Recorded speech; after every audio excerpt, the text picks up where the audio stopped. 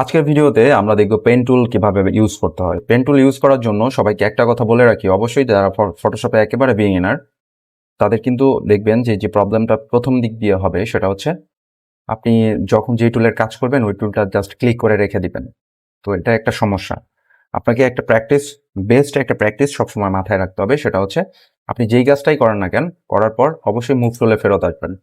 আপনি pen tool use করতেছেন, আপনি সিলেকশন টুল ইউজ করতেছেন, ইউজ করা শেষ, আপনার কাজ হচ্ছে আপনি আবার এই মুভ টুলে ফেরত আসেন। সবসময় মুভ টুলে ফেরত আসবেন। মুভ টুল দুইটা পদ্ধতিতে আপনি ফেরত আসতে পারেন। একটা হচ্ছে আপনি কিবোর্ডে ভি প্রেস করতে পারেন, অথবা সরাসরি মাউস দিয়ে এখানে মুভ টুলে ক্লিক করা। কি বললাম না ব্যাপারটা আমি? সেটা হচ্ছে আপনি যখন যে কোনো টুলসের কাজ করবেন, কাজ যখনই শেষ হয়ে যাবে আপনি মুভ টুলে ফেরত আসবেন। ফ্রিল্যান্সিং যখন করবেন তখন আপনাকে বায়ার কিন্তু ম্যাক্সিমাম টাইম বলেই দেয় যে আপনাকে এই ব্যাকগ্রাউন্ড রিমুভ কিন্তু পেন টুল দিয়ে করতে হবে। পেন টুল ছাড়া ব্যাকগ্রাউন্ড রিমুভ করবেন না।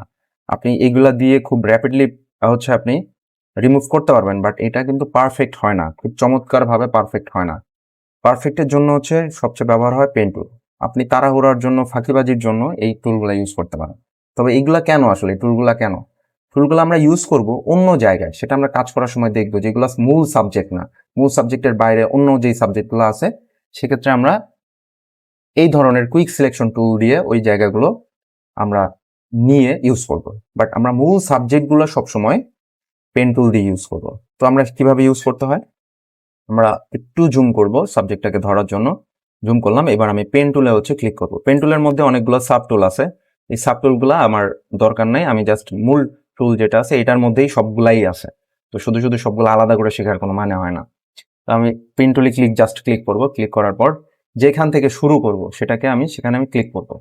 ক্লিক করার পরে জাস্ট একটা ক্লিক করলাম, ক্লিক করে মাউসটা ছেড়ে দিয়েছি।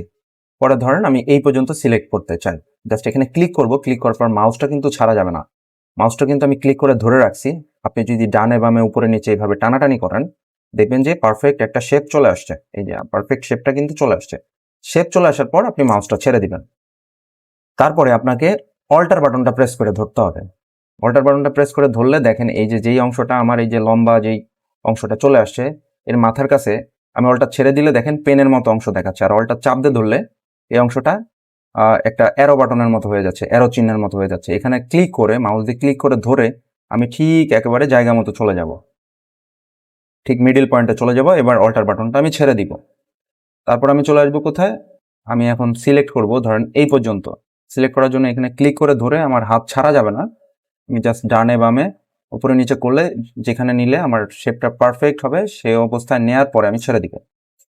তো এভাবে আবার অল্টার বাটন চাপ দিয়ে ধরে আবার জায়গা পর্যন্ত চলে আসবো।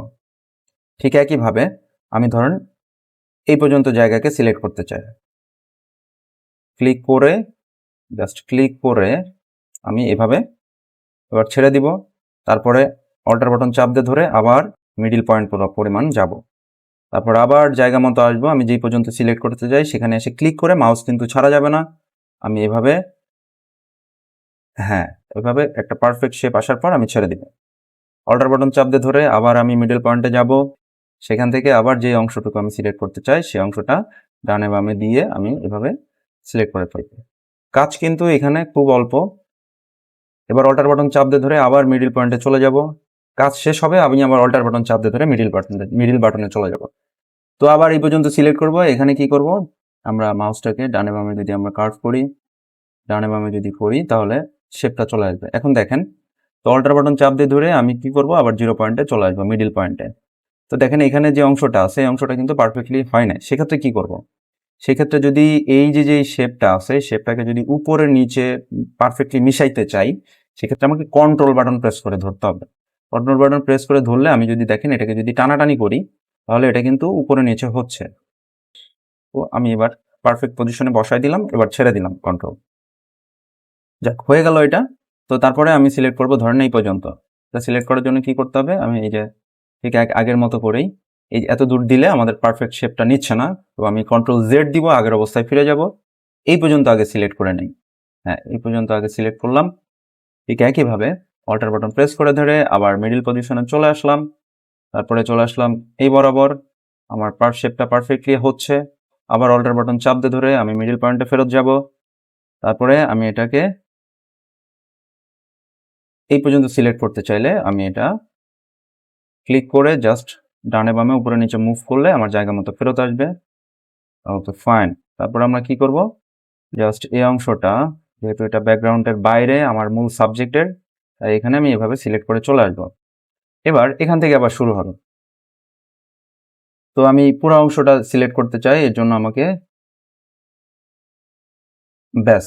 তারপর আবার কি করব, অল্টার বাটন চেপে ধরে আবার পয়েন্টে চলে আসবো। আবার এখান থেকে আমি ধরলাম, ধরে এটা আমার বেশি সিলেক্ট হয়ে গেছে, সেজন্য কি করব, এটা একটু বেশি বাইরে চলে আসছে, দেখেন সিলেকশনটা বেশি বাইরে চলে আসছে। এই জন্য কি করব, আমরা জাস্ট কন্ট্রোল বাটন চাপ দিয়ে ধরে এটাকে একটু ভিতরে নিয়ে আসবে। Okay fine. কন্ট্রোল বাটন দিয়ে হচ্ছে একটু এদিক সেদিকে করতে হয়, তো যদি বাইরে চলে আসে ওটাকে ভিতরে নেওয়ার কাজটা করতে হয়। তারপর আবার আমরা এই পয়েন্টে যতটুকু সিলেক্ট করতে চাই সিলেক্ট করব, একটু কার্ভ করা আছে, কার্ভ করব, অল্টার বাটন চেপে ধরে আবার জায়গা মতো ফেরত যাব এবং যেখান থেকে শুরু করছিলাম এখানে এসে এটাকে জাস্ট মিলাই দেব। আমার কিন্তু সিলেকশন করা শেষ। এখন কাজটা কি, এখন হচ্ছে আমি সিলেক্ট করে ফেলছি, সিলেক্ট করার পর আমার হচ্ছে এখানে রাইট বাটন ক্লিক করতে হবে। রাইট বাটন ক্লিক করে এখানে দেয়া আছে মেক সিলেকশন, মেক সিলেকশনে আমি ক্লিক করব। তারপর এখানে ওকে প্রেস করে দিব, এই জায়গাটা সম্পূর্ণ জায়গা সিলেক্ট হয়ে গেল। এবার আমাকে যেটা করতে হবে সেটা হচ্ছে আপনি লেয়ারের ঠিক নিচে আসলে দেখবেন এখানে মাস্ক নামে একটা অপশন আছে, এই যে ক্যামেরার আইকনের মতো দেখতে, এই আইকনটায় যদি আমি ক্লিক করি এটা দেখেন আপনার ছবিটা মাস্ক হয়ে গেল, আপনার ব্যাকগ্রাউন্ডটা রিমুভ হয়ে গেল। ব্যাকগ্রাউন্ডটা কিন্তু এখন পরিপূর্ণ রিমুভ হয়েছে, বাট এই দিক দিয়ে তাকায় দেখেন কিছু কিছু অংশ, কিছু অবাঞ্ছিত অংশ কিন্তু আমরা দেখতে পাচ্ছি। আমরা পরিপূর্ণভাবে এটা কিন্তু স্মুথ হয় নাই। পরবর্তী ভিডিওতে আমরা দেখব যে এই চারপাশের যে অংশগুলো আছে এই অংশগুলোকে কিভাবে স্মুথ করতে হয়। ধন্যবাদ।